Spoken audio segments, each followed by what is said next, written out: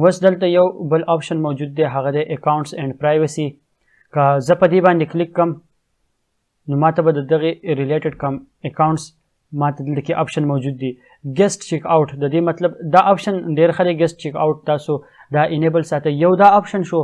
ګیسټ چیک آوټ مطلب چې یوزر له تاسو په هغه باندې دا مه لازمي کوئ چې تاسو خامخا اکاونټ اول جوړ کړئ نو د هغې نه پس به تاسو چیک آوټ کولی شئ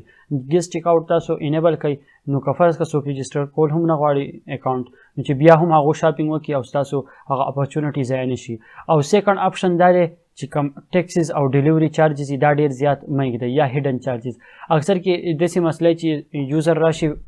د پروډکټ پرایس ته وګوري نو هغه ته فرض کا 100 روپۍ د هغې قیمت ښکاري نو چې دی مختلف چارجز تاسو هغې ته ایډ کوئ لکه شپینګ چارجز شو او بیا دغه شانتې نور ټیکسز په هغې کې ایډ کوئ نو دا داسې چې یوزر په مایند دی راغلی چې زه به 100 روپۍ زما نه چارج کېږي ټوټل خو چې کله دی آخر چیک آوټ پیج ته ورسي نو هلته کې دته پیسې سیوا شو شي 150 شو شي 160 نو د دې د وجې نه هم زیات کسټمرز چې دی هغه بیا هغه شاپینګ پرېږدي په نیمه کې او ځي نو د دې دغه کولو دپاره کمولو دپاره ښه آپشن دا دی چې تاسو د هغې کم شپینګ آپشن چې دی هغه شپینګ چارجز یا کم ټیکس چارجز چې دی هغه تاسو په دې پروډکټ کې انکلوډ کړئ نو د هغې نه به تاسو ته دغه مسله حل شي نو ګیسټ چیک آوټ انیبل ساتئ او دا آپشن هم الاو کسټمر ټو لاګ ان انټو ایگزسټینګ اکاونټ ډیورینګ چیک آوټ تاسو کسټمر له دا آپشن ورکولی شئ که دا الریډي اکاونټ موجود وي نو دی دې لاګ ان شي خپل اکاونټ ته چې د هغه ډیټیل شو شي دلته کې کسټمر په چیک آوټ پیج باندې اکاونټ جوړولی شي دا هم انیبل کړئ الاو کسټمر ټو کریټ اکاونټ آن مای اکاونټ پیج دا هم انیبل کړئ چې دا انیبل نه نو دا به بیا که زه اوس دا سټور ویزټ کم ای سټور ډاټ ټیسټ او دلته کې اکاونټ پیج کم چې دی اکاونټ پیج دلته کې سیټینګ کې نشته اکاونټ دی که مای اکاونټ دی مای اکاونټ پیج باندې اوس دلته کې لاګ ان شته خو زه رجسټر کولی نه شم نو د رجسټریشن دپاره ښه خبره دا ده چې زه دلته کې د دې ځای نه تاسو دا آپشن انیبل کړئ چې په دې باندې کس رجسټریشن کولی شي بیا نور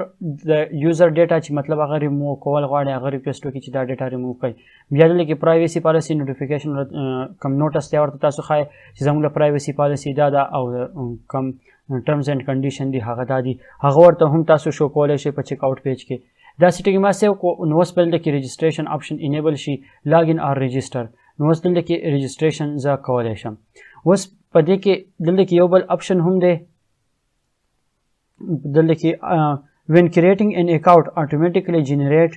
account username د دې یوزر نیم چې دی هغه به اتوماتیکلی د ایمیل نه جنریټ کېږي دلته دا بل آپشن دی when creating account automatically generate password دا آپشن چې دی دا به زه ډسیبل کړم اوس دلته کې صرف ایمیل ورکړم او رجسټر چې زه هم زما پاسورډ به اتوماتیکلی جنریټ شي او ما ته په ایمیل کې راشي چې ستا دا پاسورډ دی نو زه دا آپشن نه غواړم زه یم چې یوزر دې په خپلې مرضۍ سره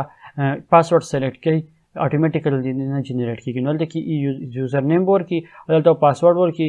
ساري دا دی رجسټر یوزر نیم به ورکړي او پاسورډ به ورکړي نو د هغه اکاونټ چې دی هغه به رجسټر شي د پیمنټ نه پس دلته کې د ایمیل څه آپشن دي د هغه به په نیکسټ ویډیو کې ګورو